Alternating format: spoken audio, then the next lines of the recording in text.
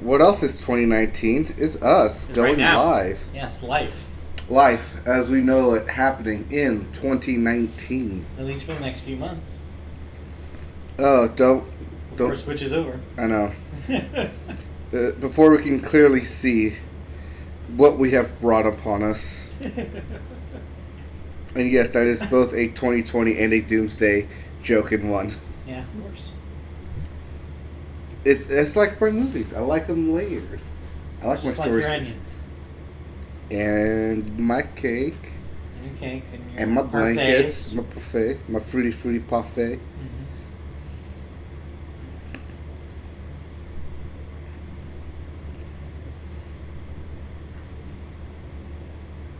Yeah, I'm ahead now of the current season on the show. How are you ahead? Like, You're all caught up? yeah, I caught up and then I passed where we are in real life. So I just played the White Sox, just like they're going to play in the next series. I got traded No, to the we'll- Padres. We'll talk about the White I Sox saw in a that, bit yeah. here. He's playing for San Diego now. What? I mean, I was playing for the Cubs, now I'm playing for San Diego. So. Yeah, big change. Oh, so you downgraded. But I'm no longer a pinch hitter. Wait, it depends. Did they trade you or did you demand a trade? I demanded the trade. Because I was a pinch hitter. I was constantly a pinch hitter. Yeah. Also, your character is from California, so San Diego makes more sense. Wait, he is? I assumed that's how you created him. I mean, you can create it however you want, You but... can specify where you're from. Oh, yeah. Just like I specified Mark Sanchez was from Mission Viejo. Even if it means nothing, Yeah. it made me... It had the option to choose your hometown. And I chose... Well, no, you have to type it in. I didn't Oh, choose it, but okay. you could say what I was your... like, there's no way that that's on the drop down. Oh, no, it's not. Not a drop down. And we're live. Hello, hi, welcome. Hello, and welcome to the Media Boot Podcast. Yeah, the Media Boat Podcast. That's what this is. Hey, everybody. If you don't know what it is, the Media Boat Podcast is a podcast that brings you news and our thoughts about television, movies, music, and video games. Not necessarily in that order, but some order of those four. Today is August the 14th, 2019. This is episode 187, 88? I think it's 88. 188. I'm going to go with 188. 188. My name is Matt. His name is Mike. I'm Mike. He's Matt. And we're going to have a nice, quiet podcast. In theory. In theory. In my head, it is always a nice, quiet podcast. But we'll see how that goes this time. If you hear some background noise, just ignore it. Yeah. Anyway. Just like all my problems in my Just life. ignore it. Just ignore it, eventually goes away. Ignorance is bliss, as they say. And that's why I'm so happy. That's why you're so blissful. Anyway. That's why my favorite Pokemon is Blissey. Hey, Blissy's pretty good. Blissey is pretty Works in good. all the Pokemon centers in Johto. It's pretty great. Yep. All right. I like my doctors. You like your doctors. I like You my sure doctors. do. Anyway. Yeah. Let's get this podcast rolling. We always start with movies. And we always start movies with the weekend box office numbers. And yes, I know. You were right. I don't have to Begin say your it. gloating now. I was gonna ask what happened last week with our Last box- week, if we flash back to last week, you had the controversial opinion that, not so much, I guess, that last week's number one movie, Hobbs and Shaw, would take the second week of number oneness It just roll over. over the new films. And yes, you were correct, it did. To the tune of $25 million, adding to its $108 million domestic total. That's just barely okay for a movie that budget. The fact that it's just in its second week getting over $100 million, when the Fast and Furious previous franchises, films, have hit $100 million in like 2 days. Yeah, it's not doing well. No. So, Apparently, no one wants to see a Fast and Furious I- without the Fast and Furious like characters. I said last week, I think it's fast fatigue. I think we've gotten to the point with that franchise that people are fatigued. It's maybe fast fatigue, but it could also be that you want to see those characters and not the side characters. Maybe, but I don't think Vin This is Diesel... the Joey situation we have. No, I don't think so. I don't think this is people wanting to see Vin Diesel and being disappointed that he's not in this. I don't think that there's that much attachment with the characters here.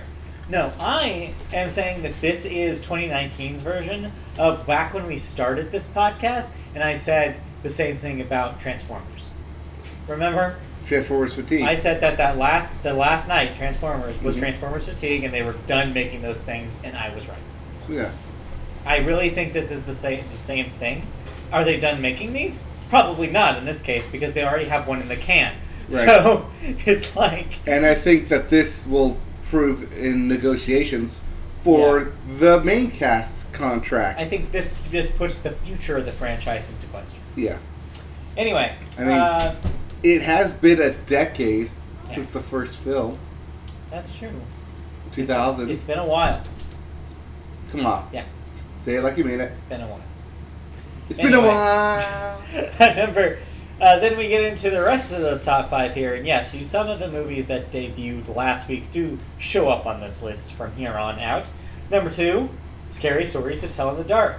$21 million debut. Did you expect that? No. I underestimated probably the nostalgia factor here. I probably also underestimated something that we often talk about here on the Medivo podcast, the strength of horror movies. Mhm. Even though this is a kid-friendly one, at least relatively Relatively kid-friendly. It's not R-rated, is No. basically what I mean by that. But It's it does still a have genre some, that gets people in seats. and it has a recognizable name behind it. Yeah, it does. So yeah. Yeah. But then again, so do other films in this that came out this week. Yeah, but we'll get to those later, as number 3 is a repeat. The Lion King is still hanging on there in the top 3.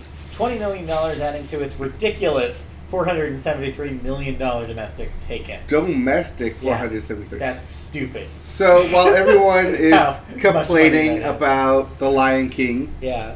here it is with just Disney going, "Oh, tell me your problems." Right, yeah, just- as they fan themselves. The money machine is just printing in the corner just over and over again pictures Yeah. of lions on dollar bills. Number 4, Dora and the Lost City of Gold, which I thought was going to do way better than this. Man, was I wrong. Only made $17 million in its first week. So what do you think that is? The fact that they aged her up? The fact that it was cringe humor? The fact that it was Nickelodeon behind it? I think all of the above, and the fact that nobody knew who that movie was for. Right. Is like, is it for kids? Is it for people who are nostalgic for Dora the Explorer, like I said last week? Or that's what I thought it was. But no, it's inexplicable. I don't know what the audience is for, or what audience it is for, I should say. Yeah. Absolutely nothing. Give Sure it enough, to it them. didn't find its audience. And yeah, it's kind of lukewarm, And I think it can only go down from here. possibly. So, yeah, that's a bummer. But yeah, number 5, though, Once Upon a Time in Hollywood, still kicking. $11 million. That's at an even 100 mil right now. That's a domestically. triple digit for Quentin So Tarantino. Quentin got what he wanted. I mean, another $100 million making movie. So Yeah, yeah, $40 million budget, so no question good that job. that's a success for him. yep. In case you're wondering about some other movies that we mentioned recently, We had like 5 movies come out Yeah. last week. it was a big week. So what else? Where does everything else kind of land? Well, this next one I also have to make a correction for. Remember how we were talking about the racing movie that had the dog narrator? Yes, The Art of Racing in the Rain. So or yeah, something? we had left out the in the rain part last week. We just referred to this movie as The Art of Racing. And that's why I think one of the reasons why I was so confused by what this was. Yeah, The Art of Racing in the Rain is the full name here, which makes a little bit more sense. Does it still explain the dog? Still doesn't explain the dog, Okay, but here so we are. no, it doesn't make sense. That made only $8 million, and that's your number 6 movie, just edged out of the top 5. Aw, Uh, poor puppy. Even further edged out is Melissa McCarthy's The Kitchen at only $5 million. And then even further down the list, a couple of other movies that we didn't even talk about last week. Bring the Soul, the movie. Which sounds like another one of those, like, Christian, like... You would think that. It's not that? It is not a Are Christian you film. telling me that one dude, what's his name? The guy who was on Growing Pains? Never mind, that guy. He's not involved in this? No. Okay, what is this? This is Bring the Soul. What is Bring the Soul? That's what literally the question I'm asking. It's initialized. It's in long form. This doesn't have to do with BTS. It is a Is that what BTS stands for? I don't know if that's what it stands for, but that's what the film is about. It's a BTS concert film? Got it. Well, that made $2.8 million, so your BTS army, I guess, went out and saw that this week. Yes, but it also made $13 million worldwide, which makes it their highest film. Oh, okay. Currently. By the way, this is their third film. I believe that. Yeah. And lastly, number 12 on this list, something called Brian Banks. We talked about this last week. Did we? I already forgot what this was. We did. This was the NFL star who was convicted of sexual assault and then worked his way back into the NFL. Okay. Well, after that finding made the legal system. $2.1 million, way down to number 12 this week. So, yeah, not a great debut for that one either. But not really a star-studded cast either. No. But this week, we have a few more choice movies here. All right. What are the lean cuts of August? The Angry Birds Movie 2. The sequel to the Angry Birds movie. Okay. Before you start groaning, I have actually seen their first Angry Birds movie. I also saw the first Angry Birds movie. And remember my review of that? Well, I didn't hate it. I actually think it's okay. And the trailers for this thing actually make me laugh. So I'm not going to write this off completely. I'd say if you have kids, this seems like a pretty painless thing to take your kids to this weekend. Do you remember what I said about the first Angry Birds movie? I remember you not liking it. I remember saying that film has no good being what it is. As good as it is. Because it is an Angry Birds movie. Yeah, it's good. It's fine. Yeah, but that's the thing, is that I think people are dismissive because of its franchise. Yeah. But also, this sequel is interesting because one of the dudes that had a Cartoon Network show for a while, I forget which one, but this very influential cartoon director, I guess, is directing this one. Okay. And it's got a different kind of vibe to it than even the original one did. And so yeah, that's why I'm don't write this off. Maybe it'll be pretty surprising for people. Either way, it's probably going to be number one. I hesitate on that because if anything Why? we learned from last week is that who the hell knows anymore well, what any of this is. What is it going up against? Also next week, 47 Meters Down. Oh, this is the sequel. The sequel to 47 Meters. Yes. 46 meters? Down? I forget what that movie was called, actually. Is it 46 or 47? I don't know. But yeah, it might have been 45. It's a sequel to that shark movie. Yeah.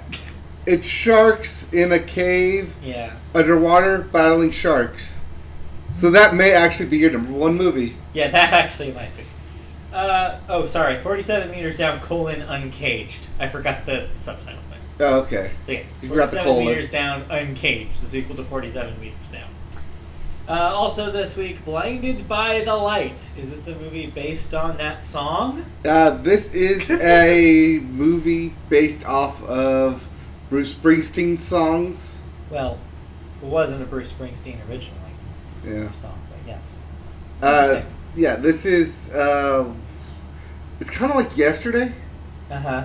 Where it involves a mostly foreign cast being influenced by popular music of the 80s. Oh, okay. Interesting. Yeah. Also It's a coming-of-age movie. For the soundtrack, it sounds good. Okay. But yeah, it's an 80s movie in 2020 based on songs in the 70s. 80s? I don't know. 80s. Yeah. Also this week, Good Boys. This is Seth Rogen produced, I want to say, about the middle school boys who go to a party in order to kiss a girl, but they don't know what kissing is or how to kiss. They don't want to be embarrassed. They're good boys. Yeah. So instead, they decide to look up on the internet. Oh no. Kissing. And delve into Yeah. You can imagine. X-rated stuff. Yeah, you can imagine where that goes. Yeah, For very, them? very quickly. Also, this week, where'd you go? Comma. Bernadette. Oh, is that one movie? Yes. Sorry, you've separated all these movies by commas. Yes. So I assumed Bernadette was a separate movie. Okay, where'd you go, Bernadette? This is based off a best-selling novel starring Kate Bernadette. Blanchett. She Bernadette? Yes, she is Bernadette. All right. She is a Got it. former famous architect who becomes a mom and then settles into mom mode and kind of has a midlife crisis until she gets an epiphany and ups and abandons her home, and everyone's like, "Where'd you go, Bernadette?" Yeah. Oh, as the title As implies. the title implies. And so it's kind of like a whirlwind adventure, a little bit of Secret Life of Walter Mitty, midlife crisis, gotta go find yourself type of thing. Yeah. I mean, I like the concept, I like the cast, but Okay. this thing will not do well unless you get some Oscar buzz, and Yeah. that's a long shot because we're still in August. Well, we'll see. But yeah, 47 meters down is probably your. That's where I want to put It seems my. like that's a good late summer. It's uh, a safe half end of shark summer movie season. with an established. Yeah. I don't want to call it a franchise, but established first movie. Yeah, exactly. People know what it is. Yeah. All right. Did you see any movies this week? I did not. Still again. Wow. I know, I've been a drought here. It's been busy. It's not your fault. I have been busy. Yeah, it's been crazy. So yeah, I did not see any movies. I mean, there's something that is, I guess, Movie technically as, presented but it's as a TV. movie, but it's TV length, so I'm Well, going to put talk it about it in TV. TV later. Yeah. Anyway, all right, that's it for films then, and we move into movie news. All right. What's our first story? Well, our first story first to begin. I want to flash back for a moment. Remember Dark Phoenix? I try not to, but yes. That I was a saw movie it. that came out this year. Can Yes, you believe that? and I saw that movie. I had one of my bruncheon movies on that. So yeah, not only was that a critical disappointment, but it was also a box office disappointment. Yes, I believe when we reported on that movie, Disney, having already purchased Fox, was already writing it off as a loss. Well, guess what? We finally have the first quarter of Fox being owned by Disney over.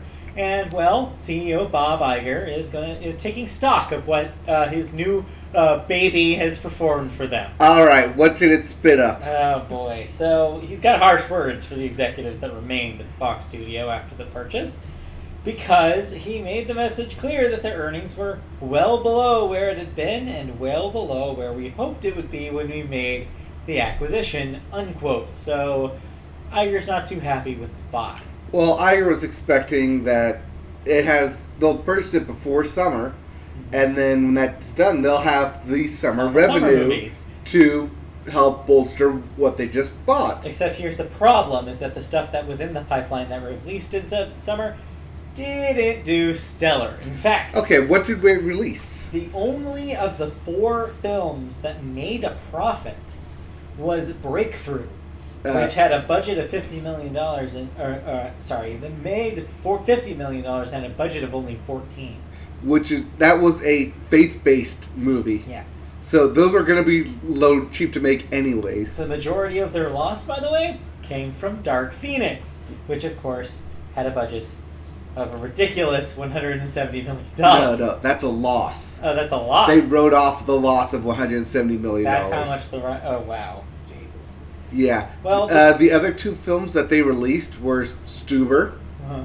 and just recently The Art of Racing in the Rain, Wow. which technically it's at the end, but it still counts as that quarter. Yeah, not great.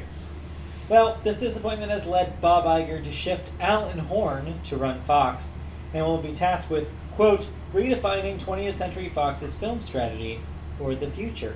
The one bright spot on the Fox roster, by the way, seems to be Fox Searchlight, but we'll have to wait and see its impact around award season, where it typically, pun intended, shines. Right, because those are where a lot of the independent films They're get independent art released. house, kind of more like Oscar Beatty films. Yeah. Right. But this was kind of like a tie-in to last week when they did announce not only the bundle for Disney Plus, they also kind of announced that Fox may have been in trouble where they canceled a bunch of shit. This Yeah. is why they canceled a bunch of shit. Yeah.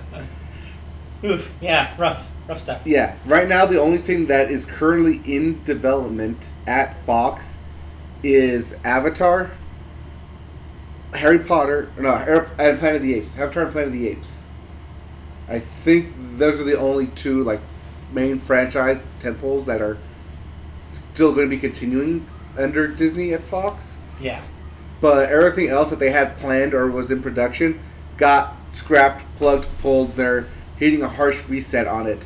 And officially, as of yesterday, Marvel Studios is taking complete control of X-Men and Fantastic Four. Basically the Fox properties. So yeah, quarter one already, and things are shaking up. So only crazier from here on out. Which kind of makes you wonder that if they hadn't bought Fox, and these films still came out and performed like they did, as you probably would have, Then what would have happened? then what would have happened to Fox? They would have just been like They just sitting would have imploded. knee deep in Yeah. debt shit Yeah, of no. films that's like, help, Oh, white yeah. flag. No, they would have been you buy this at They a would have been cheaper than- asking for people to buy them, but also the price tag would have been significantly lower, which is probably the main reason why Iger's upset. Well, yeah, It's when because they they spent spent a lot of $70 money. billion? Yeah, they spent a lot of money on something that's basically making them lose money now. Yeah, well, they've spent $73 billion and then had to write off another $250,000 in loss in the first quarter. Yeah, I mean, some would say, what were you expecting? Like, everybody knew that movie was going to be bad, but, like, maybe it was just way worse than they even imagined it was going It's to be. probably way worse than they imagined, which is probably why they're also holding back New Mutants from its release date. Yeah. Speaking of way worse than you could ever imagine, the premise of this next movie. Okay, what is worse than actually losing money? Not making the movie at all, turns out. Oh, okay. So, there's a movie over at Universal that has been completely scrapped. It's called The Hunt. Dun dun dun. The Hunt. Dun dun dun. Okay, The Hunt. Okay, does this which star was- Ethan Hunt? No, it doesn't. Okay. Nor does it star Helen Hunt. Damn, that was my next No, guess. this is an R-rated satire in which elites hunt, quote, deplorables, unquote, for sport. Sound familiar? Yes, Well- I believe this is based off of a literary work, but go ahead. Yeah, well, the decision was made following a series of mass shootings across the country to pull the plug on it.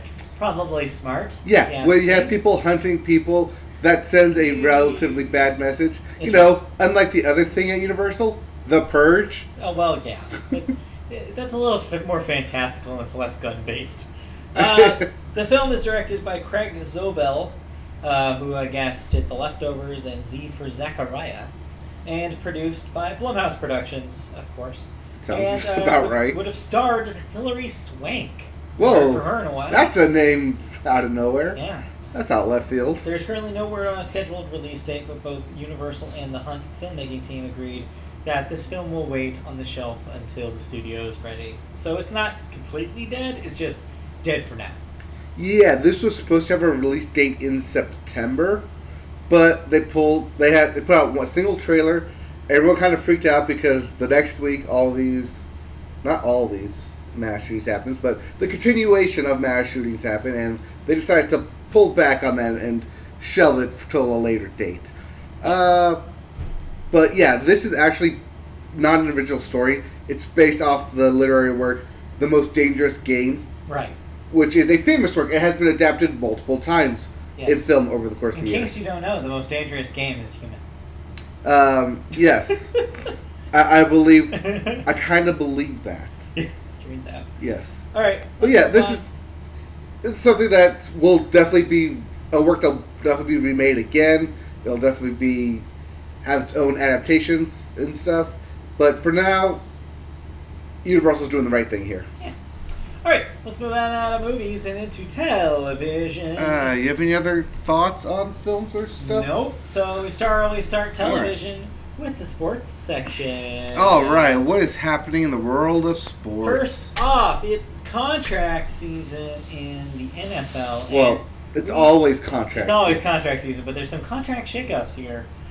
We know all these football players apparently on a first name basis because that's what you have down here. Yes. Mr. Dak, I believe that's Dak Prescott. Hey, you got that one right. Dak Prescott, though. Dak Prescott, though. Rejected a $30 million year contract. Yeah, so Jerry Jones decided to offer Dak Prescott $30 million a year for the next 4 years to play quarterback for the Dallas Cowboys. Dak Prescott came back and said, "No, I want $40 million a year." And Jerry Jones laughed And said no. and said, "I'll think about it." Well, we'll see. That being said, he still has 2 years left. So it's not like we have a Le'Veon Bell situation or where he's going to sit out on his final year. Or even a Zeke situation because he still has 2 years left on his contract. Speaking of which, him and Melvin Gordon are awaiting new contracts. Yes, Ezekiel Elliott of the Dallas Cowboys, running back, and Melvin Gordon, running back of the Los Angeles Chargers. Both are currently sitting out awaiting new contracts. Both want to be paid more than Gurley did last year. If you remember, that was a big contract. Gurley money.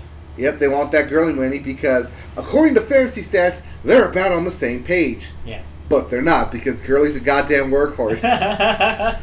Thank you, our resident Rams fan here. Fantasy fan. Well, yes, Rams fan. Also. And then outside of football, NBA schedule has been officially released. So if you're a basketball fan, you now know when your favorite team's playing. Yep, you also know when your favorite team is coming into town. You also are probably getting called up by ticket sales to buy season It's tickets. season tickets season right now. Or if you don't want season tickets, get those mini plans. Get half seasons, 10 game packages. We have all your offerings. However, if you care about hockey and baseball more, well, new stadiums and/or fields are being constructed. Yeah, okay. In New York, the New York Islanders are planning a new $1.26 billion stadium at Belmont Park with the 19,000 person capacity arena surrounded by a 250-room hotel, a 350,000 square feet retail space, parking, and more. A destination, you could call it. Basically, it's the LA Live Yeah. of New York. That's what it sounds like. Yeah, they want to take this entire strip of land. They're actually going to the governor's office, or mayor's office, and talking about developing this entire strip of land for $1.5 billion. Whatever. What, 1.26. yeah, $1.26 billion for the New York Islanders. Yeah. Plus hotel and shoppings and more. Yeah. So, it's not just a new stadium for the Islanders, but the fact that like every news headline I see says 1.2 billion stadium for the Islanders, like, what? Because they're not a top team. Hate to break it to you. Well, in baseball, though, something else is getting built, as I mentioned, in Iowa. In Iowa? Iowa, like the Field of Dreams. Well, there's From the film, but The Field of Dreams. But there's no team in Iowa. Well, they're building one anyways. They're building an 8,000-seat stadium near that Field of Dreams field. So, fun fact, that Field of Dreams field still exists and still holds tours. Ain't that weird? Yeah. Is Kevin Costner there? I believe his hologram is there. So, the New York Yankees are planning to play the Chicago White Sox there. Fun fact about why the MLB decided to choose those two teams. First one being the Yankees because of Shoeless Joe Jackson, and the White Sox because when they played, they were known as the Black Sox. And so that's why those two teams will play a regular season game on August 11th, I believe, next year, 2020. Which sucks because it should have been this year, 2019, because it would have been the 30th anniversary of Field of Dreams. Somebody blew it in the MLB office. But most importantly, though, the Major League Baseball knew that if they built it, they would come. And tickets for that are going to be enormous. I couldn't end the story without making that joke. I know you could. All right. That's it for sports. Unless you have anything else to add in sports real quick before we move on to television news. Anything else in sports? It is preseason of the NFL, week 2. Continue to watch Hard Knocks to see all the hilarity ensue. Not Indomica's Sue, but ensue. Happen. It happens. Occur. But no, baseball's still going on. Baseball is still baseballing. Still And doing yeah, its football thing. is footballing, and it's August, Balling. which means high school football will be happening in about 2 weeks. At your local high school. At your local high school. So if you want to see the pre-D league players, The E-League. the The E-League. no the pre-D, the small D. No. All right, that's it for sports. Let's move into television news. Our first story takes us to the all-seeing eye, which of course is CBS. I believe this makes us cover all 3 major networks then. I think so. Well, all 4: Disney, Fox, Universal, and CBS. Yeah. Or is it Viacom? Eh, Is it CBS or Viacom? it's CBS, but also Viacom. Because after days of negotiating, CBS has reached an agreement to acquire Viacom. What? I know. It used to be the other way around. I know. For the longest time, it was the other way around. And here we are. Viacom, by the way, currently valued at $11.7 billion. The deal will merge the 2 companies into Viacom CBS Incorporated. Real creative name, folks. With Viacom CEO Bob Bakish becoming the president CEO and CBS CEO Joe Iannello becoming the chairman and CEO. Combined, they could to create Voltron. No. Combined, the companies spent $13 billion on content across CBS, Showtime, Viacom's cable channels, and Paramount Pictures, which will lead to roughly $28 billion in revenue for the year combined. The deal is expected to close by the year's end. So more More consolidation, acquisitions. but in a way, this is kind of consolidation that already had happened and then was unconsolidated. And then it reversed itself to be consolidated again. So yeah, this is weird, like one of those weird things where like the student became the master in a way. Yeah, and then ate itself, the or name itself. ate Ate its the parents, master. ate the master. Yeah, like imagine that. So yeah, I don't know. It's weird, but what are you gonna do? Was Viacom really in that much trouble though? I don't think it was in any trouble. I just think CBS finally got big enough. That CBS All Access, which means they can now put all the Viacom stuff on Right. CBS All Access and bolster its streaming service. It also means look forward to a lot more synergy when it comes to things on Paramount movies and things on CBS. In the article, it said that it's expected to save about $500 million a year in synergy-related This stuff. also brings back CBS into the Viacom pantheon of networks again. Mhm. So MTV, Nickelodeon, and VH1, and all those wonderful Viacom networks, Comedy Central. Comedy included, Central. All of those will now share a DNA with CBS again, just like they used to. So you'll see probably programs migrate between network and cable Mhm. again. Also, in a weird tangential thing, this means that all Star Trek money now comes back to Yes. the same purse. Yeah, That that was- Paramount had the film rights separate from the TV rights. Now those are the same. Right, there's a really great, fascinating contract work on that. Like 25% had to be different in order for CBS or for Viacom to make the money that CBS wasn't getting, Yeah. and now they're all just going to the same purse. That just And happens in place. it's really fascinating, that deal. And I bring that up only because a lot of internet chat about Star Wars kind of being the same thing and why they're going away from the old characters. Yeah. That rumor mill has been popping up as well. But until something actually concrete happens, I won't be talking about that. But Yeah. there's plenty of stuff on the internet, conspiracy theories and like contract negotiation stuff about the Star Wars deal and how Disney's trying to kick George Lucas out of royalties. Well, we'll see what happens to that. Yeah. Another television news. Meanwhile, speaking of Comedy Central, Nathan Fielder, of course, was the star of the canceled Nathan For You. For me? No, yeah, For You. Oh, okay. Which was a cult favorite on the network and was. Had quite a following. Yeah, had quite a following, and people weren't super happy about it being canceled. But guess what? He's not done on television because he's making deals. This is one of the things where you fail upwards. He did. Failed up to HBO. Upgrade, I'd say. He has signed a 1-year overall deal over there where he will serve as an executive producer on a show called How To with John Wilson, and an untitled comedy pilot in which Fielder will star, write, and direct. So he'll get his own show there. So he'll get his own show and then executive produce on this other show. So I would expect a Barry-esque kind of prestige-y thing for him. Yeah. That's my guess. Fielder, of course, yes, like I said, best known for work on Nathan For You and Drunk History on Comedy Central. Both Comedy Central, but now he's got a new home at HBO. Congratulations. Congratulations. That's it for television news, but we have thoughts. Oh, we have quite some television thoughts this week. Okay, so where do you want to start with? Let's start at the beginning. We watched the rest of Infinity Train, which we talked about last week. Yes. The first 5 episodes. We watched the next 5 episodes. Yes. All right. The series.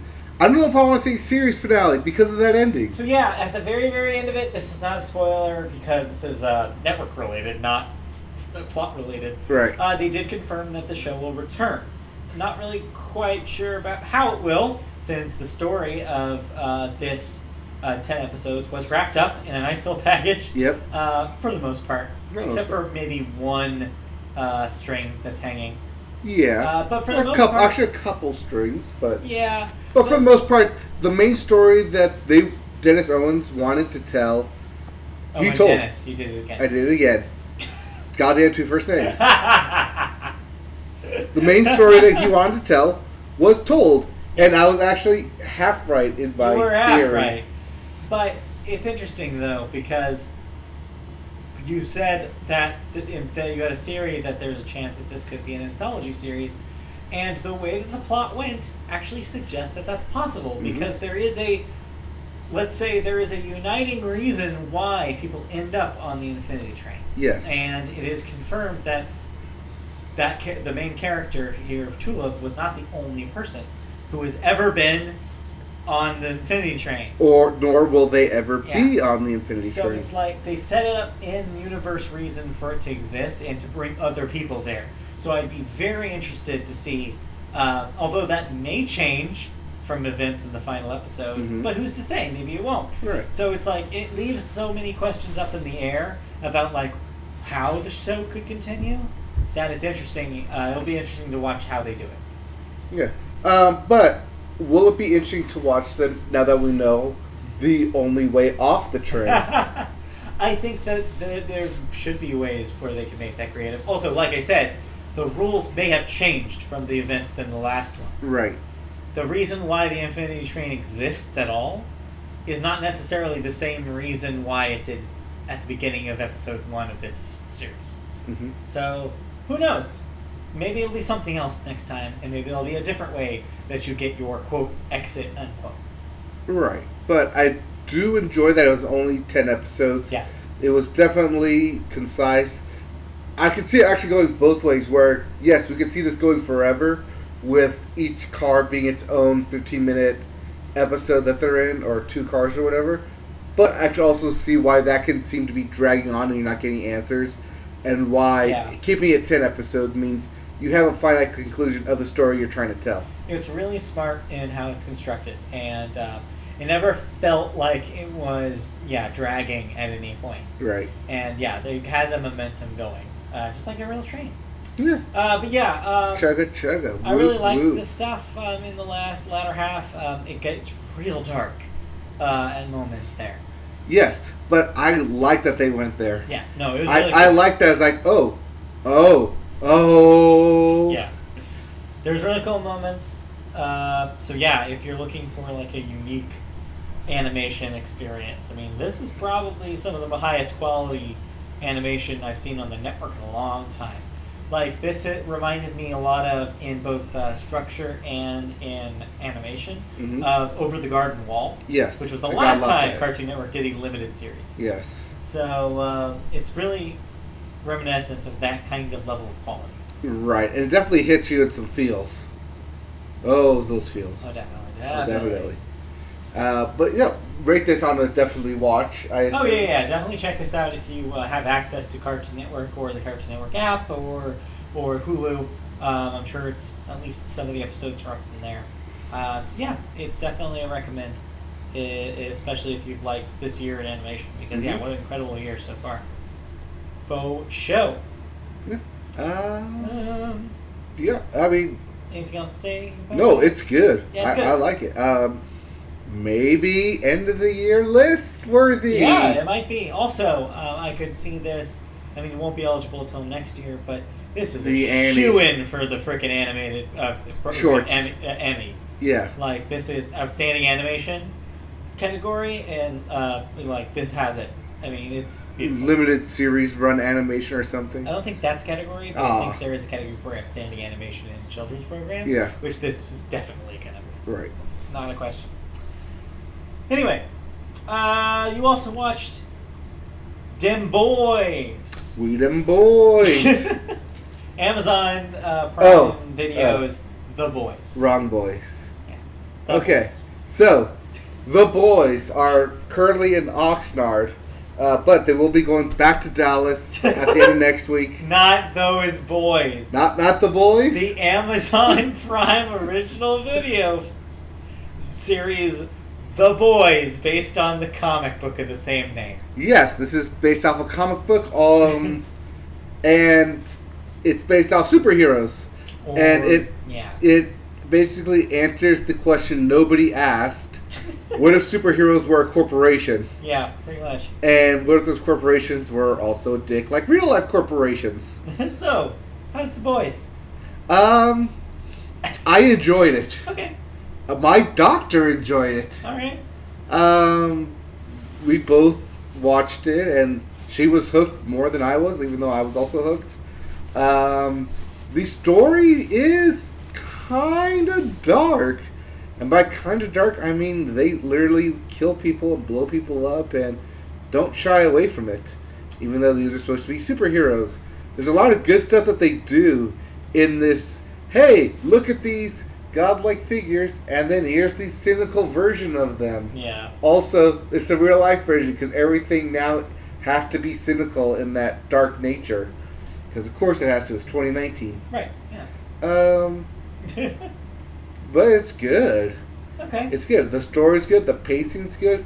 The characters are easy to identify. They're easy to. You're not asking yourself like, wait, is that this character the same as this character? Are they cross-reference or something? But everyone has unique costumes. Everyone has unique speech patterns. And all characters are unique, so you can always tell who's on the screen at what time, even when you're not looking. Okay. They never really blur the line. The only negative thing I can say is the color palette. It's darker than I would have suggest, but I think that also is more of a tone and aesthetically choice because this is not your regular superhero Marvel where everything's brightly colored. This is more of a DC, everything kind of sucks. Not like it sucks because DC sucks, but everything's kind of in a downer because you're living amongst gods. Yeah. But yeah, it's definitely goes some places. Definitely takes some weird turns that I didn't expect it to. And definitely, like, takes what you think about superheroes and definitely plays against that in an anti-type, but also pro everything it's trying to accomplish. Yeah. And yeah, just it sticks with it that everyone here is a dick. It definitely plays that up that even amongst a world of superheroes, there are no real heroes. Yeah. Everyone is evil in some capacity, and it definitely plays that up. It also kind of plays into the one bad day scenario, but it kind of like rolls down that hill, and that's only like one of the main plots of the story throughout the season. It's one bad day that turns into one bad decision that turns into one bad snowballing effect of I'm stuck in this now. Yeah. But then it gets to the question of, am I doing this for the right reasons? Am I doing this for revenge? Or am I doing this because I'm too deep now that I just have to continue doing this? And it's really worth the watch if you have Amazon available for it. Definitely check this out. All right. It's weirdly hypnotic, but also because it plays into expectations and fantasies about superheroes, that definitely plays against it, that in ways you don't expect, but even when it like basically tells you to your face, it goes to places you don't expect. Yeah. And then it definitely ends on a good cliffhanger for season 2 because, hey, everything does now. Yeah. And Also, I mean, there's more comics to adapt, but yes. Yeah, and also, as we reported last week, I think, picked up, it got yeah. picked up for a second season. So yeah, there'll be more The Boys. Yep. The Boys 2? I don't know. Yeah, The Boys back. season 2. More We'll boys. definitely be back. We dim boys. Yep, more than boys. Alright, but that's not the only thing you watched, because you watched still a third show this week. Something called Supermarket Stakeout? So, I stumbled on this by mistake. By mistake, okay. Yes. This was actually happened last night as I was writing up our news stories. As I do. As you do. As I do. I was trying to figure out something to put on TV. And I came across Food Network. And I came across this show called Supermarket Stakeout. It said, series premiere. I was like, what? A new series on Food Network? I have that on all the time. How have I not heard of this? Right. So I turned it on. And it's interesting and kind of cool. Okay, what's the concept here? Alright, so the concept is that you, as Me? a cook, chef, Oh, not me. person who creates food, Okay. makes dishes, you have to stand outside of a grocery store as people come out. Oh no. And you have to buy their cart Oh no. and cook a meal based off whatever they bought.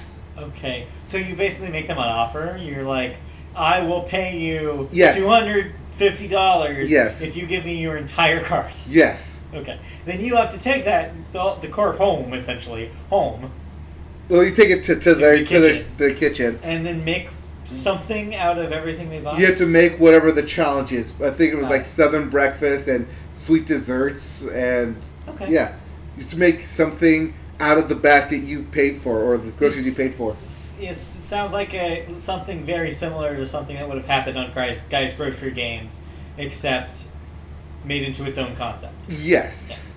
It takes like the budget aspect of Guys Grocery Games, Yeah. where they give you only like $20 to do something, but here they give you $500 $400 for the entire for all 3 rounds, and you have to kind of budget how much you're willing to pay per basket or whatever the groceries are. The thing is that they don't see what's in the grocery bag. Uh-huh. They just have to see gather what's on top, kind of gauge the person, and then make an offer based off whatever's in the bag, and then whatever's in the bag they have to create food with. Right. That's Kinda cool. interesting, 'cause- That's interesting. Yeah, because unless you're buying groceries for the week, most people go to groceries for a meal or a day. Yeah, I've been to the grocery store and literally only gotten bread before. So Yeah. what would they do with me? They'd be like, "No, this is just bread." Oh no, they had that. They had a guy walk out who had 2 bags, one of chips and one of candy.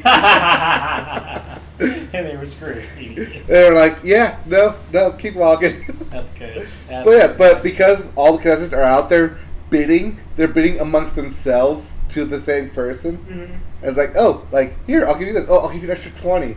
Or I'll give you extra money. Oh, okay. Or please, help me out, pretty please. So there's some flexibility there. That actually reminds me a little bit of Cutthroat Kitchen. a little A bit. little borrowing, pitting them against each other to Right. see if they want to be nice to each other or if they want to screw each other over. But it's also a bit like Chopped because you don't know what's in each basket or each that's bag, another thing. So it's in a way it's like this hybrid of several different Food Network shows in one little thing. which makes it really interesting. Yeah, that sounds because, bad. Yeah. Because they only get 30 minutes to pick their food and cook it. So if you kind of sit there and kind of wait for the perfect bag, it may not come, and you're Yeah. losing time on the kitchen. Yeah. No, that's cool.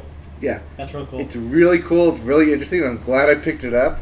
I'll probably watch some more of this when it's on. Yeah, I'm gonna check that out. It's pretty cool. The name of that again? Supermarket Stakeout. Yeah, Is a good name for that. it is. I think they'll go to different stores. This one was in Hermosa Beach. Yeah. Because, LA, it's got to be close. But I think they'll go to different grocery stores and set up and kind of stake out. Yeah. All right. Well, we go from something new to something old. Well, Or is it new?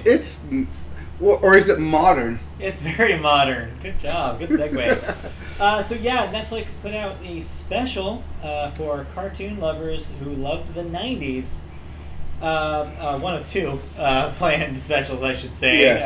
of people who loved cartoons of the 90s. First of which, Rocko's Modern Life, the Nickelodeon show that I think ran from about 96 to probably 98. Yeah. Wasn't on for long, but made an impact back in the day.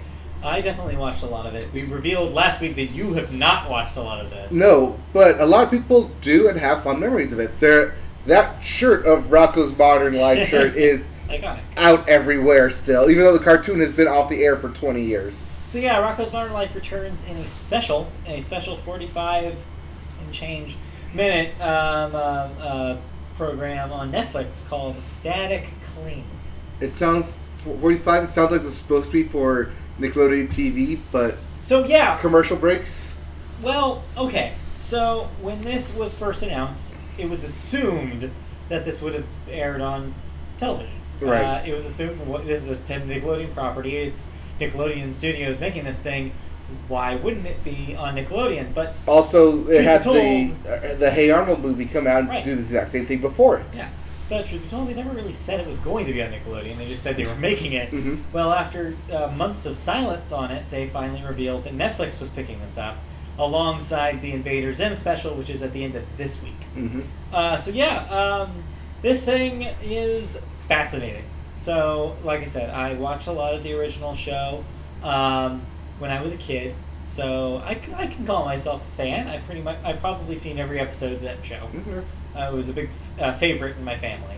But man, it took watching this thing to remember exactly how crazy that show was, because they have not skipped a beat here. This thing feels exactly like the original show did. It even looks like the original show, just in high definition. Just Okay. like the animation is just as zany and fluid as it was back in the 90s. Like, you can tell, like, there was a budget here and they used it, Mhm. and they wanted it to be authentic as possible to the original thing. It is 100% built for nostalgia. Like, it is exactly what a fan of the original show would want. All the characters are back, the original voices of all the characters, little, like, cameos by characters from, like, one-off episodes are featured here. It is literally almost in every single scene there is something for fans to be like, oh yeah, I remember that.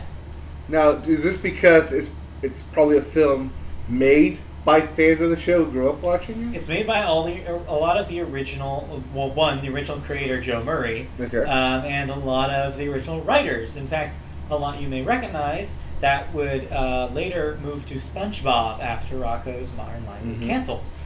Those two shows share a lot of DNA, creator-wise and writer-wise. So yeah, they were able to get a lot of the original talent back to basically make the thing that they made back then. Okay. The basic concept here is that after the finale of the original show, Rocko and his friends Heifer the cow and Filbert the turtle Mm-hmm. ended up in space. Okay. I don't remember what happened in the finale, so I don't remember how that happens. Just except that they were in space, just floating around, enjoying life in space. It was the 90s finale, so Yeah. of course they went to space. Yeah, of course. Why not, right? They figure out a way to go back to Earth, though, and they find out that Earth has changed since in the 20 years that they haven't been home. Kind of like a 20-year time jump. Exactly. So when they originally announced this, that was the plot that it was presented. It's like, oh, the Rocko gang finds themselves in modern society.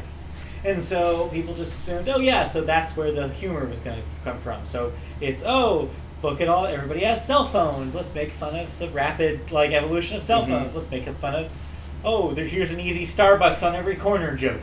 Right. It's like, and this does have that. There are a few moments where it's like, all right, here's the easy 20 years have passed joke. Mhm. But that's not what this is. That's only a piece of this. The rest of this thing is actually a really well-observed and timely story of a trans person. Yeah, so Sure. a character in the original series has transitioned. And part of the plot of this special is them finding her and basically reintroducing her to her family and and her family having to accept the changes that have happened. Like the name of the special Static Cling is not just a fun joke. It's actually keys into the theme of this, which is all these characters are basically trying to grapple with the changes. They're clinging on to the life that they used to have, and are finding it hard to adjust to the changing world. And so yeah, it's really touching and done really with care. Like it's very progressive for something like this. They didn't have to touch that kind of source material. Right. They could have just done a normal Rocko's Modern Life story here. They chose to instead do all the fun nostalgia and also have something that's really timely and important. And it's crazy that this thing got made. And also may lead credence to why this didn't air on Nickelodeon. Because that's a risky thing to do on cable. Yes. Even if it is couched in this franchise that people recognize and love, it's still something that a lot of families, especially maybe families in parts of the world that this is a harder thing Middle for people America to accept. Sure. For example, it wouldn't maybe play as well on Nickelodeon than it would on Netflix, something you can opt into more easily. Are you saying demographics played into this? Demographics probably played into this. Nickelodeon or Viacom, more likely, didn't want to risk it. Right. But Trying to save the Nickelodeon brand rather than the Rocko's Modern Life nostalgia. The fact that this even got made is incredible, and Nickelodeon's name is still on this, and so it's a really big statement in a way. And they did have, the credits do say that there was a consultant from GLAAD, the organization GLAAD, that presumably helped with the story, which you could definitely tell. It's done very carefully. It's never treated as a joke. And not at one point is the subject of this person's transition brought up as humor. It is just a fact. The characters either accept it or they don't, in the case of the character's father. And that's the plot. They work through this with the father, and minds are changed. It's really, really good. But yeah, and this is on top of all the insane, zany, gross out stuff. And I mean gross out. Let this be a warning if you're not familiar with the original series or Nickelodeon cartoons of that era, like Ren and Stimpy. Right. You might be surprised with the level of gross out humor here. Another reason why this may not have aired on Nickelodeon. Okay. Because there's a lot of things that in the original run of this show that they were told to stop doing. Including there's a lot of jokes about a character's nipples. There's a chicken restaurant called Choky Chicken. Yeah, that was a joke on a kids show in 1986. And I'm sure most kids didn't get it. but some parents probably did. Yes. And there's butts. There's a character who picks his nose and collects his boogers. It goes some places, man. I mean, it did back then, but all of those gags are brought back. So if you have to be ready to see a lot of gross out stuff here. So it's weird. It's this thing that exists in two timelines, and it's fascinating. And if you were a fan of the original, absolutely watch this as a must watch because it is exactly what you want it to be, and more. Exactly. So yeah, I can't wait to hear your impressions on the Invader Zim special to see whether that's also doing something different. Right. Because if that's just Invader Zim, I don't know. I feel like this has raised a bar now for these nostalgia. Reboots. Okay. Or it's not really a reboot. Those nostalgia films. But this thing even makes a joke about it not being a reboot. It's really funny. But yeah. So check that out if you're a fan of the original. Okay. All right. Anything else on television we want to talk about before we move on to cancellations and renewals? No. Okay. Period. All right. No period. Cancellations and renewals. Oh, I casually watched The Bachelor in Paradise. Gross. Yeah, it is gross. It's dumb. If you thought The Bachelor was dumb, Bachelor in Paradise is dumber. This is dumber. No, I know. Oh my god. The concept of that show explained to me when once I worked with somebody who was a big Bachelor fan, and I was like, this is the stupidest thing. It is so stupid. I'm not. No. Just me mentioning it just puts a ugh. Yeah. All right. Well, let's not talk about that then. Let's talk about cancellations and renewals. Okay, what am I no longer watching? Well, more like just one renewal, no cancellations, no deaths even, just one renewal in this section here. Yeah. Mr. Iglesias gets a second season on Netflix. I didn't know this was a thing. Me Apparently, neither. this is a thing. Mr. Iglesias. I Yeah. don't know who he is, but he Um, got renewed. I don't know who Mr. Iglesias, but I know who Mrs. Iglesias is. I bet you do. Moving on.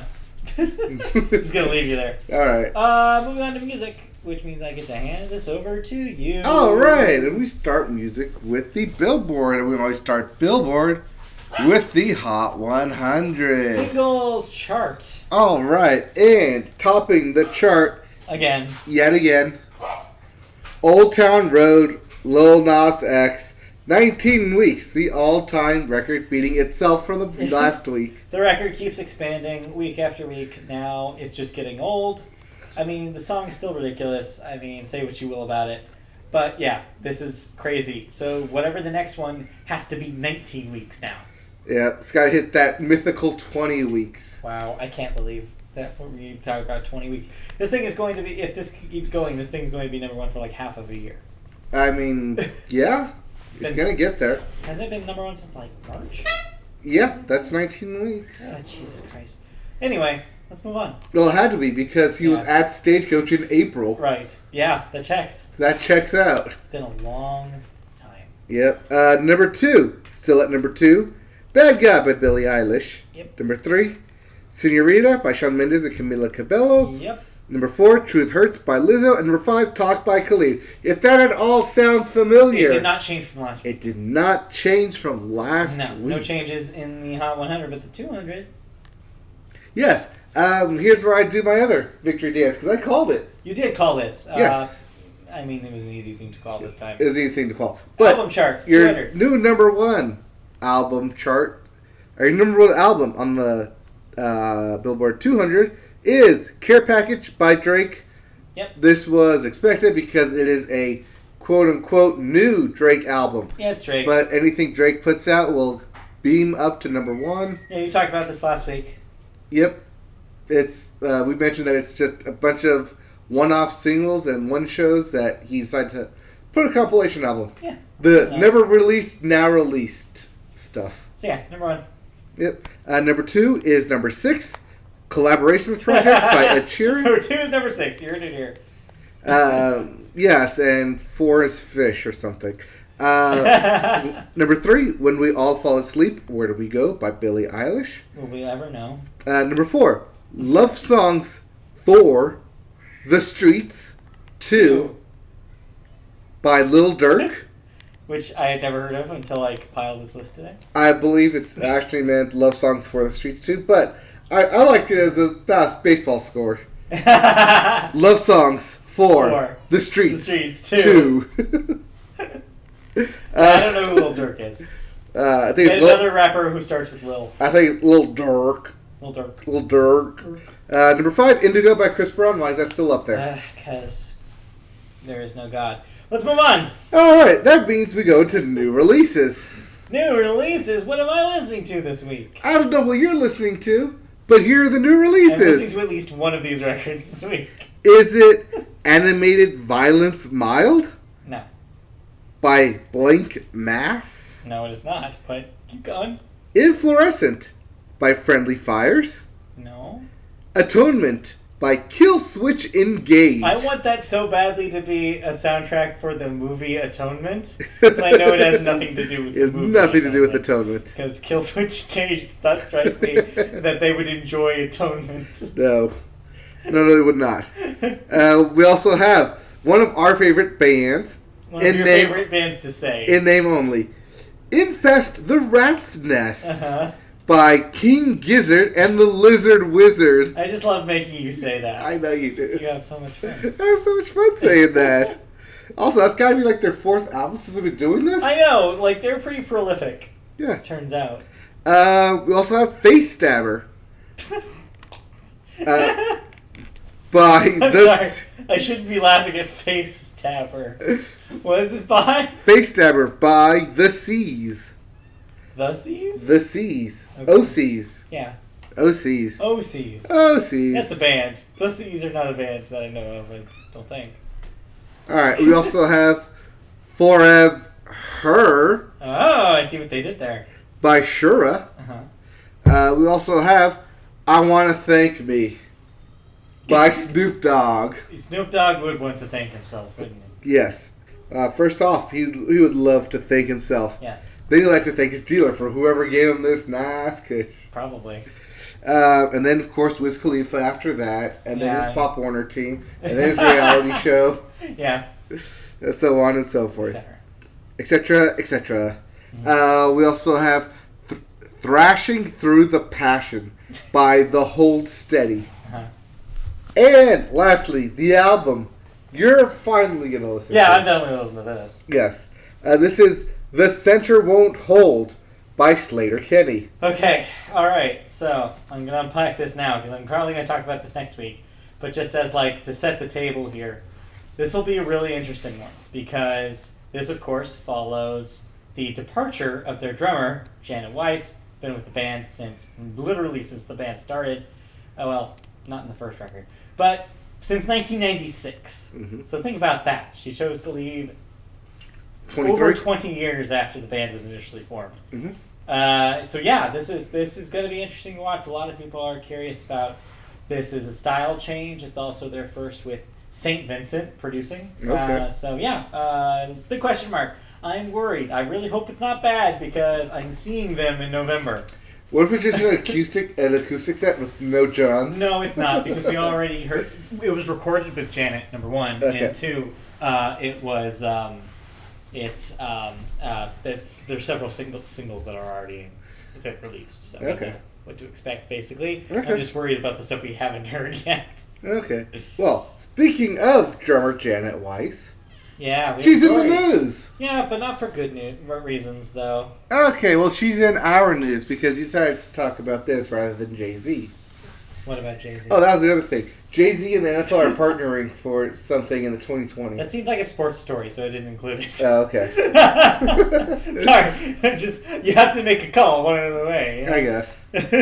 But yeah, former Slater Kenny drummer. I guess current former Slater Kenny drummer. Well, okay, current because she's on the record, but not current because she's not touring with them anymore, so she will not be at the show.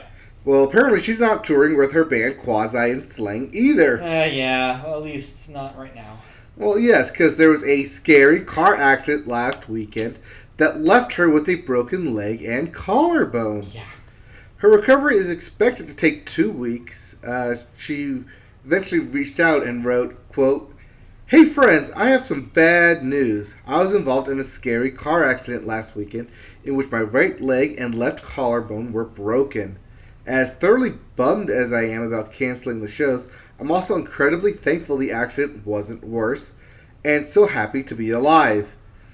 She wrote that on Twitter. That quote, "I am lucky my injuries will heal and I'll be back in a couple of months. This is scary."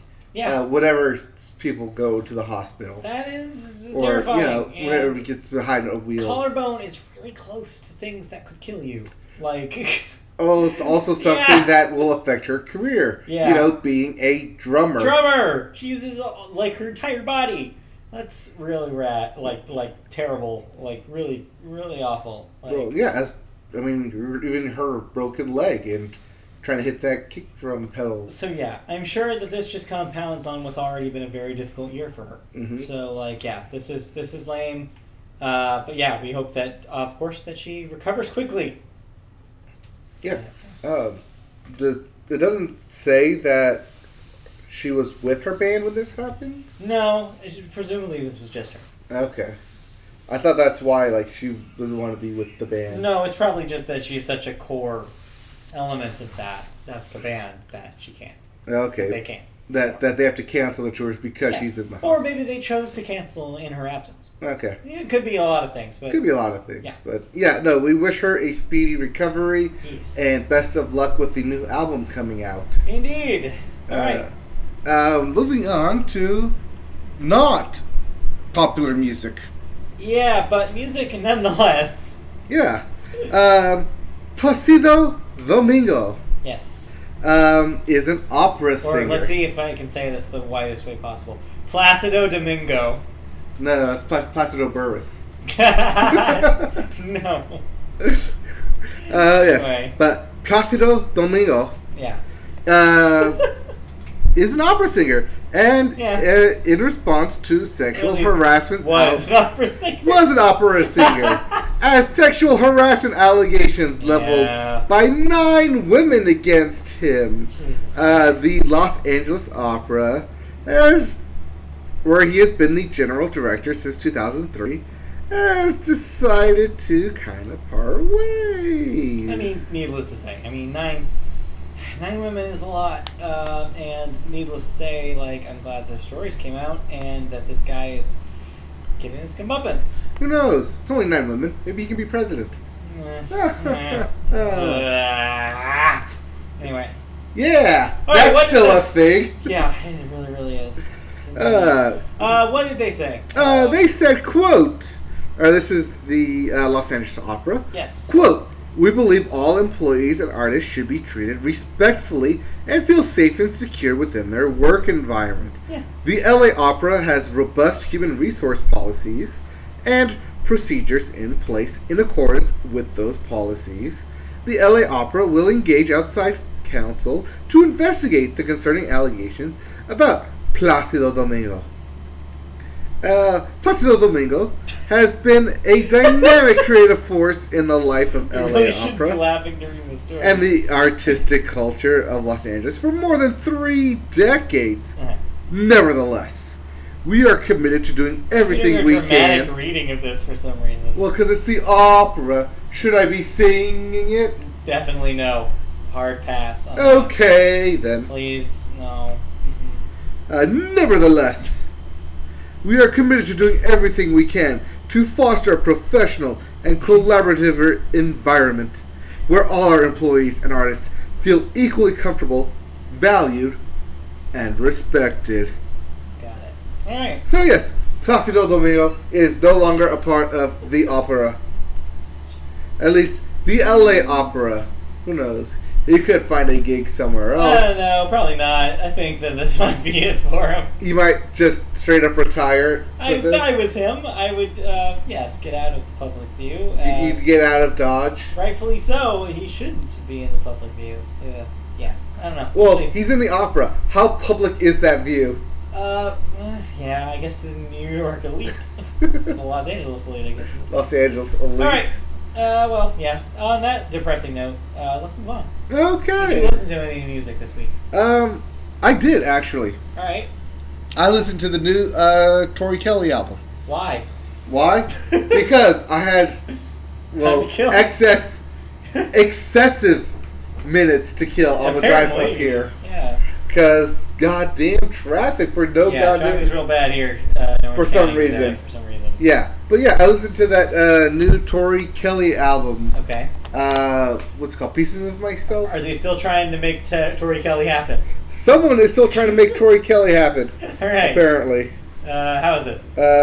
But yeah, this is Tori Kelly inspired by true events. Is it inspired by true events? Weirdly enough, it kind of is because there's several points in. No way. There's several points in the album where it kind of it breaks from doing songs to just doing what sounds like a camcorder audio of little Tori Kelly, and it's even got like dates on it from like when she was like home videos. home videos when she Got was it. like 6 and 8, and one was like, Mom, I want to sing in front of you because I'm not embarrassed anymore. Will you come with me so I can sing? Aww. It's cute like that. And then it's like has voiceovers of her dad, like telling little baby Victoria. Oh, Tori is short for Victoria. Yes, and not Ah. not Tories of the Republic, British Republic. Like I originally thought. I wouldn't have thought that, but okay. That's what I originally thought. But yes, the dad clearly expresses, little baby Victoria, you could do so much when you grow up. How's the music, though? Oh, definitely singer-songwriter. I Yeah. love her writing style. Okay. Not so much her arrangements per se. So you're saying lyrics here are the high point? Oh, yeah. The music here is not necessarily. No, not necessarily. But I really like her lyricists. Well, her songwriting. You can just say lyrics. Her lyrics. Her songwriting. I really enjoy it. And she definitely tells a story with them. I like the way this album starts off with coffee. I always start my day with coffee. Well, yeah. See, that's what the song's about. How the person she was in love with always started his day out with coffee, and how she wished to be that coffee, so that way he could start off with her lips. That's cute.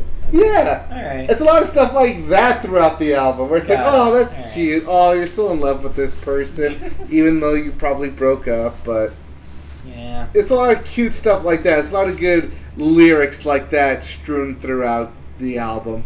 But like I said, the actual like melody and song style isn't necessarily a high point for it. But I love the lyrics. I wish, because she always has good lyrics, I hope someday people like who listen to her lyrics now will grow up and then re-record her songs better. I'm having a flashback. I feel like you had this theory about somebody else that we talked about last Lana time. Del Rey.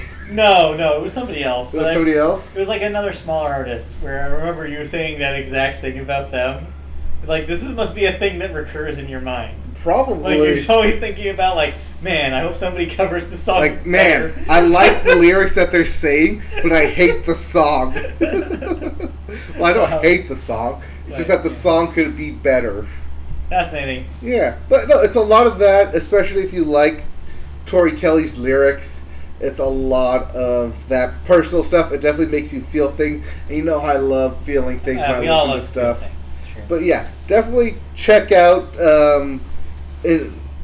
Inspired By. Alright, True Events. True Events. Cool. I didn't listen to anything, so that means we can move right along into video games. Okay. Moving on to what video is on games. the videos game this week? Well, we have new releases in a video game. We do. Not a whole lot, but some. No. We have Grandia HD Collection for the Switch. That's an HD collection of the Grandia games. Grandia. You can figure that out by the name. By the HD collection part? Uh-huh. No. Yeah, no, never. I thought that was like a new title. They're just calling it HD collection of stuff they decided to make. Okay, the joke went on too long. Keep going. Alright, we also have Rad. Yes, Rad, which is a roguelike from Double Fine. Yeah. For the PlayStation, Xbox, Switch, and PC. It's not just called Rad because it's cool, it's also called Rad because there's radiation. Oh. By the end. It's not, but it's also very rad. Okay, that's kind of rad, though. Yeah, that's right. Alright. We also have Real Fishing. Wonder what that's about. Real, R-E-E-L, oh, fishing. You didn't have to tell me, brother. I knew. Road Trip Adventure for the PlayStation, Switch, and so PC. Are you going on a road trip to fish? I believe the fish are on a road trip to you.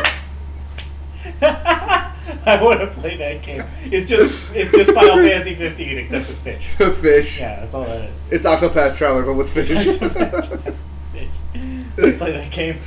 All right. It starts off with a salmon that spawns 8 different eggs, and you have to try and make them survive. Yeah, no, that's good. I'll play that game. We also have Remnant: From the Ashes for PlayStation, Xbox, and PC. I don't know what this is. I don't know either. We also have Truck Racing Championships. I wonder what that's about. If you watched ESPN 8, The Ocho, and wondered, wow, what if I could put that into a video game? We did it! I love to race trucks and have championships. Yes, this is Truck Racing Championships for the PlayStation, Xbox, Switch, and PC. Everything. And lastly, the game everyone will be playing. Alright. Yu-Gi-Oh! Legacy of the Duelist. That's not what I was expecting Colon. to follow. The game that everyone will be playing. Link Evolution. Okay. Well, everyone has to play it, because otherwise, how can you be the king of games? Yeah, and then they get to go into the Shadow Realm or something. I don't know. Okay, I know nothing. Okay, not nothing. I clearly know something because I said the word Shadow Realm. Yes. I know very little about Yu-Gi-Oh. Are you a Yu-Gi-Oh fan? Yes. Okay, is this something... Are the Yu-Gi-Oh! Games something that you've played, have experience playing? I have played several Yu-Gi-Oh! Games. Are you going to play this Yu-Gi-Oh! No. game? Well, one, No? because it's on the Okay. Switch. Got it. Two, I don't know, because... the new if it's- Switches are out, the new longer battery life ones. Oh, okay. The red boxes. So Ooh. if you... since Wait, know- can I Redbox it? I mean, you can red box a Switch game. I don't know if you can red box a Switch. But yeah, just I don't know if you can Redbox a Switch game. buyer tip to all y'all. If you see a Switch in a red box, buy that one because that's the one with the new battery. Okay. So, just advice there. No, well, Link Evolution, I think, has to deal with the mobile game with the links. Dual Links? Oh, so it's somehow a version of that, maybe like an adaptation of that? Possibly. Switch? That would make sense. But that Link game is free. Mobile Links? Or Yeah, Links? this is probably a deluxe version, maybe with some like paid content in it. Yeah. That'd be cool for Okay. people who like that Yu-Gi-Oh! Experience. Yeah. I mean, I'm a fan of the original Yu-Gi-Oh! Because everything after that they kind of expanded on and made You didn't watch super 5Ds? weird. Oh, I did watch 5Ds. I enjoyed it. It's 5Ds. Arc V that I didn't enjoy. I just thought it was really funny that it was called 5Ds. It always made me laugh. Like they're just playing Yahtzee? Is it just about Yahtzee? No, they're on the quest to try to find the 5-sided dice. Wait, 5-sided die? What's a 5-sided die? Look up a 5-sided die. Is It is it weird. real? Yes. Dude, we played with a 5-sided Did we die. play with a 5-sided die? I don't remember the 5-sided die. Oh, it was there. Okay, I'll take your word for it. I'll Google a 5-sided die later. Alright, Google Alright. 5-sided dice. Alright, anyways, we have actual news. Oh, God. Wow. Okay, let's do it. Alright, so, a couple of weeks ago, EA announced that it would do a new Need for Speed. Yeah, because it's a long-standing franchise of theirs, and it's been a while since we've seen one. Come on, Taylor, like you mean it. The need. It's been a while. For speed. Oh. Yes. Well, after, know how long a while is? 2 years! That's a break for Need for Speed. Yeah. For sure. So after a 2-year break, Need for Speed is back with a new entry in the long-running racing series. All right, what is it called? All right, developer Ghost Games is responsible for 2017's Need for Speed Payback is back in the driver's seat. Paying back. Yep, with Need for Speed Heat, Heat. which will launch November 8th for the PC, PlayStation, Xbox. Need for Speed Heat. I love that heat. Not to be confused with the 1990s film No, Heat, Very different. No shootouts. or the 2016 film The Heat, No Melissa McCarthy. or even the Miami Heat. No basketball. Okay. Let me go with Dwayne Wade there. Okay. I don't know basketball. You can't expect me to know names of basketball players. You said Shadow Realm. No. You said, I did say Shadow Realm. You got me there. you knew that Dak. You I knew knew Dak Dak Prescott, because you though. always make the Dak Prescott though joke. That's why I knew that. Anyway, Anyways, we have to move on. yeah, Need for Speed Heat takes you to Palm City. All right, Palm City Not to be confused with Panama City or Palm Springs. or Palm Springs. No, but Palm City, the brand new open world where street racers have gathered to make their names known. Yeah. On the streets of Palm City, you will compete in Speed Hunters showdowns to earn cash to customize and upgrade your rides. I love to customize rides. I mean, that's like half the game there, is upgrading and customizing your ride. Yeah, One Need for Speed, I put a Pages logo on the side. I bet you did. Because I had like 30 layers on it, but it's all comprised of like triangles, circles, and squares. Thanks. But it worked. Hey, whatever works. It ended up working. But yeah. You can customize your rides, but be careful, because during nightfall, has rogue cops patrolling the darkened city streets, Uh-oh. looking for racers to knock down a Not few even pegs. regular cops. Rogue cops. Rouge cops. Rouge cops. They're all just super blushed. Yeah. Just ready to give you their makeup tips.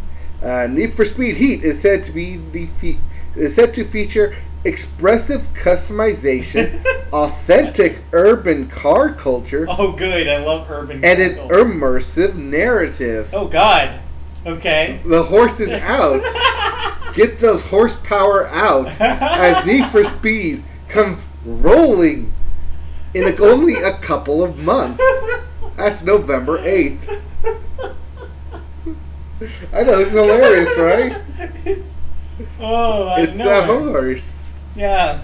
It's all that horsepower. You can customize it. You can put a horse on your car and call it a horsepower. You could do that. No one is stopping you. You can put it on a Mustang. You can put it on a A Mustang. white horse on a Mustang. All right. What else do we have this week in video games? So you excited for Need for Speed? Oh, so excited! No, I mean, like, I don't know. It seems like they're going for some sort of thing close to Burnout Paradise. It might be interesting. A little to bit see of yeah. what they do with it. I'm at least it has me thinking more about it than literally any other Need for Speed since Most Wanted. So it's got that going for it. Yeah. All right. What else? Okay. What else? We have one of our favorite developers, THQ Nordic. Well, I think favorite is maybe a stretch here. They own some franchises. So we've reported on THQ Nordic before. Yeah, several times. Yeah. Well, their new interim reports has casually dropped a few big announcements about some major game series that we've not seen in a while. Yes, it's been a while since we've seen these games. It's been a while. Yes. The first is that Volition is working on a new Saints Row game. What? Thank God, finally. I know. Last time we saw it was in 2013 with Saints Row 4. So this must be the next great sequel in the Saints franchise. Right. This isn't including that spin-off Agents of Mayhem. Right, which sucked and bombed hard. Or the DLC Gats Out of Hell. Which was before that, but yeah. Yeah. But no, the team is fully, quote, deep in development on the next title, which they have called a full entry. Basically, it's Saints Row V. 5. Yeah, I'm absolutely down. I think it's been long enough for a new Saints Row game. It's a universe that I would love to revisit. I would love to see what they do with... I don't know where they can go, Slaughter. seeing as the last game was based off an alien and superpowers. Yeah, but one of the things they did at the end of the last game, though, was basically say that that their spoilers for Saints Row 4 coming up in a second. Their spaceship is a time machine now. They can literally go to any time they want, which is why Jane Austen was the narrator. Yeah. Because they were basically like, no, this can happen literally in time. So a Saints Through Time game would be rad and perfect. When you run out of ideas, Yeah, you do time you travel. do time travel. And you love time travel. I love It's time travel. Right up your alley. So yeah, I think that's an angle that they could take here.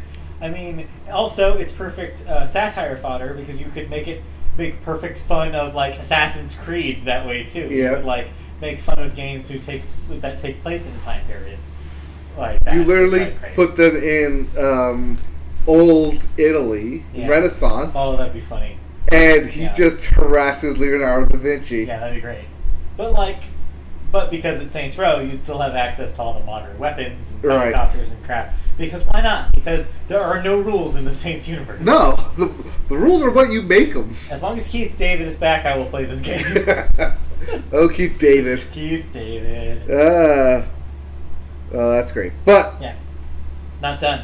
we're not done yet. No further details were given, but the most concrete information is that it's coming at some point. It's coming. So expect probably some news at E3.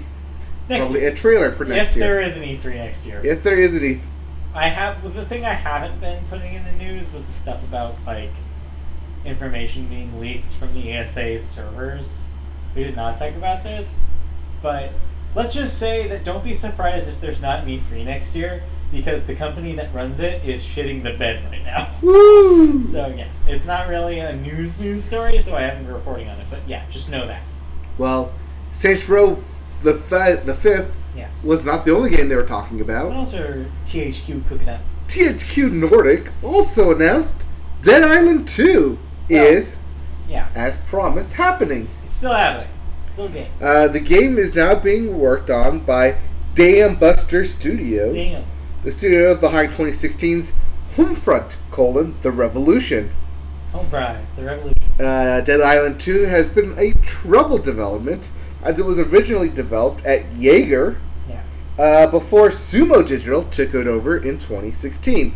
Although it's not clear if they are still involved, as that was in 2016, we're in 2019 and haven't really heard anything.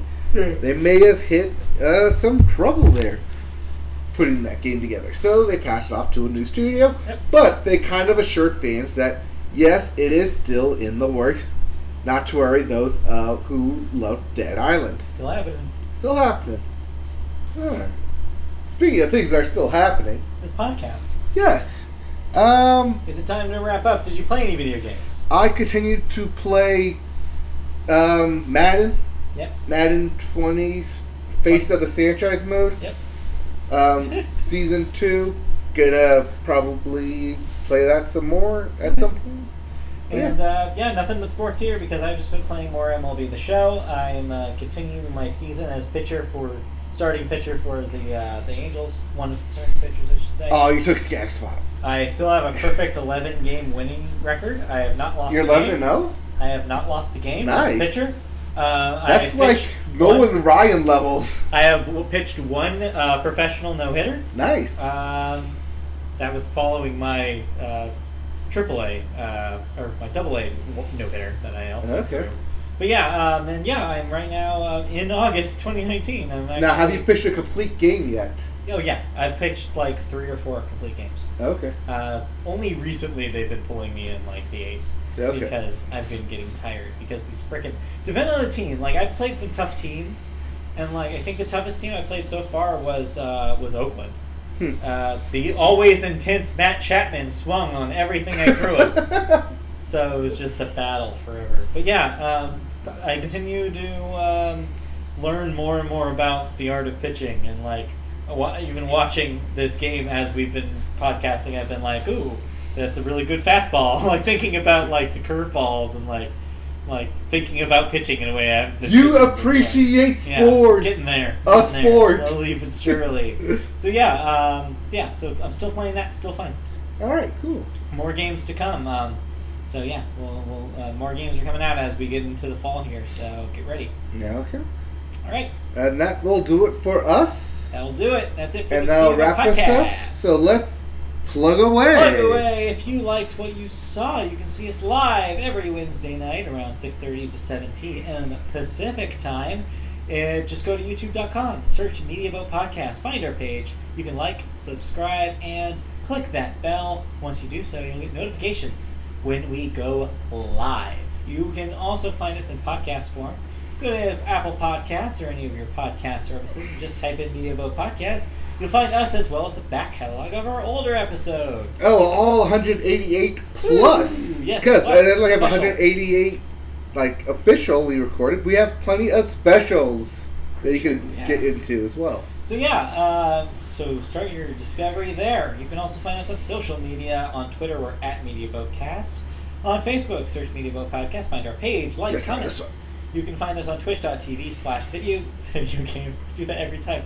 Twitch.tv/MediaBoat if you want to watch us play video games.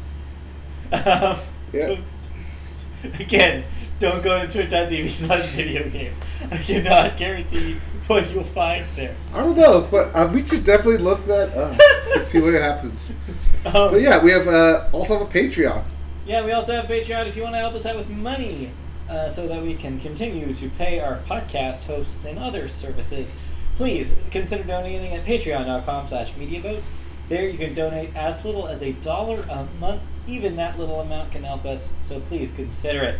And then lastly, we will be back next week for another episode, so please tune in, join us then. For now, we're gone for a week. Yep, Bye. we'll be back next week with more thoughts and news and reviews and stuff. Yes. All right. Thank you for Bye. tuning in. Bye-bye. Horse in a robe. What the hell is that with that horse in a robe? All right. Stop.